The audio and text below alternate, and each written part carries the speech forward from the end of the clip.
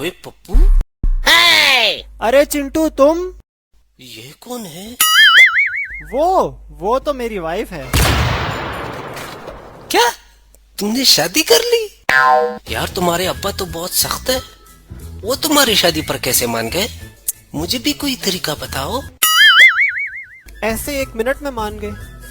मैंने बस अक्लमंदी से काम लिया, मेरे पास कुछ पैसे पड़े हुए थे, मैंने अपना घर पूरा पेंट करवा दिया।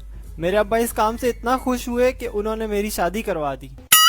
अच्छा, मेरी मानो तुम भी अपने अब्बा के साथ यही ट्रिक आजमाओ। हाँ ठीक कह रहे हैं, मैं भी यही करता हूँ। इस तरह मेरे अब्बा भी मेरी शादी के लिए मान जाएंगे। चले चले अब्बा जी, सरप्राइज। अब्बा जी मैंने सारा घर पेंट करवा दिया। वाह मेरे बेटे। अब्बा जी वो शादी, हाँ हाँ सोचता हूँ कुछ।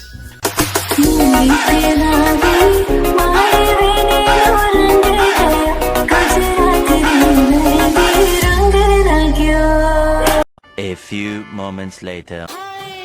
आज अब्बा जी रिश्ता देखने गए हुए हैं।